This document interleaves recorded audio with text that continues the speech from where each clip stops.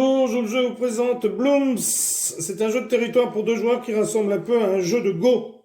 Sauf qu'il est plus court, plus accessible et un peu plus tripant. Alors, un bloom est un groupe entier de pierres connectées sur le plateau de jeu de la même couleur. Une pierre seule, non connectée à d'autres de la même couleur, est également un bloom. C'est-à-dire que si j'ai une bleue ici, et si j'ai par exemple un groupe de bleus ici, eh bien j'ai deux blooms, puisque celle-ci n'est pas connectée aux autres. Clôturer. Une floraison est clôturée lorsqu'il n'y a aucun espace vide adjacent à l'une des pierres de la floraison. Donc si j'ai aucun espace vide adjacent, par exemple comme ceci, pour mes bleus, voilà, eh bien on dit que c'est clôturé. Et un territoire isolé est un espace vide ou un groupe entier d'espaces vides connectés et qui est dit appartenir au territoire d'un joueur si toutes les pierres adjacentes à tous les espaces vides de ce groupe appartiennent à ce joueur. Alors, dans ce jeu, un joueur va jouer avec deux couleurs vert et bleu et l'autre joueur va jouer avec les jaunes et les rouges, par exemple. Au premier tour, le premier joueur ne placera qu'un seul de ses pions. Et ensuite, les joueurs pourront en mettre deux s'ils veulent, ou un seul. Si vous mettez un seul, vous choisissez la couleur que vous voulez. Si vous en mettez deux, vous devez jouer un de chaque couleur. Par contre, au premier tour, le joueur qui commence, eh bien, n'en mettra qu'un. Alors, le jeu se termine lorsqu'un joueur démissionne, ou lorsqu'un nombre prédéterminé de pierres a été capturé. On prédétermine combien est-ce que l'on veut capturer de pierres. Ou lorsque les deux joueurs passent consécutivement. Oh, je vais réussir. Ça veut dire que si mon jeu passe et que mon adversaire passe, eh bien, c'est fini. Donc, dans ce cas, le score est le nombre de pierres que l'on a sur le plateau, plus le nombre d'espaces sur notre territoire. Le joueur avec le score le plus élevé gagne. En cas d'égalité, le joueur qui a passé le premier dans la partie gagne. Lorsque les joueurs ont de l'expérience, la plupart des parties se terminent par un abandon.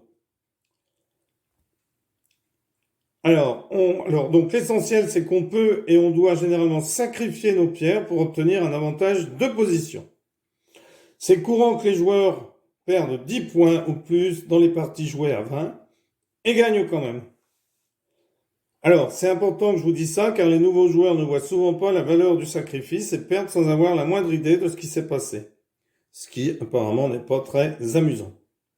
Moi, je ne suis pas un spécialiste. Alors, on va apprendre ici à jouer. Alors, en faisant des choses que vous ne ferez pas forcément pendant le jeu, parce que vous allez voir je vais vous montrer, hein, vous allez tout de suite comprendre. Donc, c'est un jeu qui a été gagnant du Best Combinatorial Game Award en 2018. Donc, on a deux couleurs de pierre. Le premier joueur va donc placer une pierre ici. Donc, je vais placer une pierre bleue ici.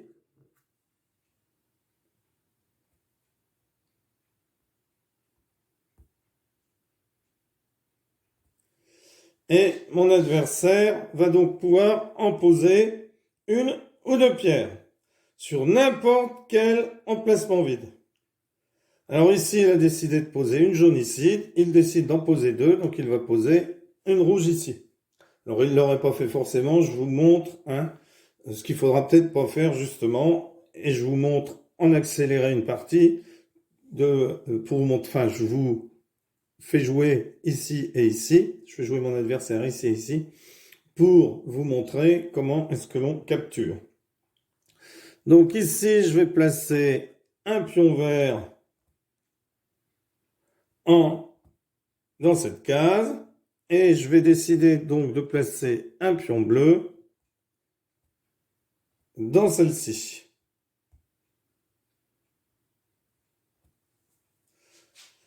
Alors, Un bloom, c'est une pierre isolée, hein, comme je vous le rappelle, ou tout un groupe de pierres connectées et de la même couleur. Un bloom, donc ici il y a 4 blooms. Un jaune, un rouge, un vert et un bloom bleu. Un bloom est clôturé quand il n'y a aucun espace libre au contact de ces pierres. Ici, vous voyez bien que le bloom jaune est capturé. Donc, quand j'ai complété mon tour, que j'ai terminé mon tour, je vais capturer toutes les fleurs adverses enfermées. Donc ici, je vais pouvoir attraper la jaune. Alors, on s'est mis au début en disant le premier qui en attrape 15 a gagné la partie. Quand on gagne, donc on gagne lorsque on en a pris 15, ou si on prend un hexagone de 5 cases, là c'est 4 cases.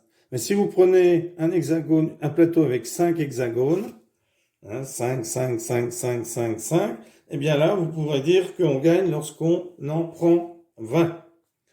Alors, mon adversaire décide de jouer rouge ici, et j'ai joué jaune ici, ce qui est pas bien joué du tout, Je vais vous expliquer pourquoi, et vous l'avez compris, sans doute, je vous laisse réfléchir.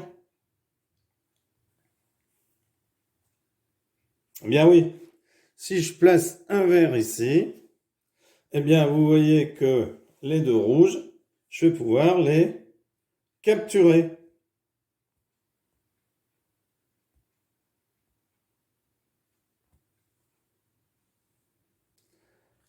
Et je vais pouvoir mettre ma deuxième pierre ici. Mon adversaire décide de jouer jaune ici et de jouer rouge ici.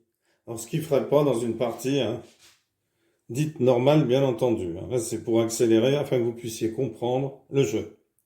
Donc, il a placé une pierre rouge et une pierre jaune dans le coin inférieur droit. Les deux pierres sont clôturées. Qu'est-ce qu'il va donc arriver à ces pierres? Alors, les joueurs ne peuvent pas capturer leurs propres pierres.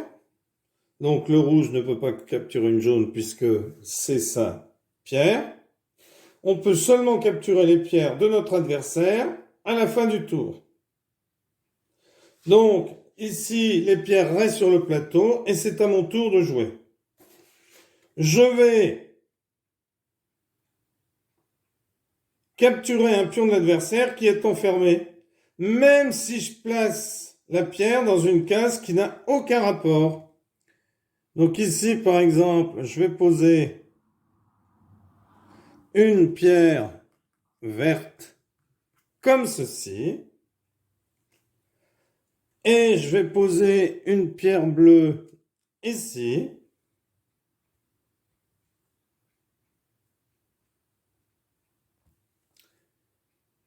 Eh bien, je vais pouvoir capturer la pierre rouge.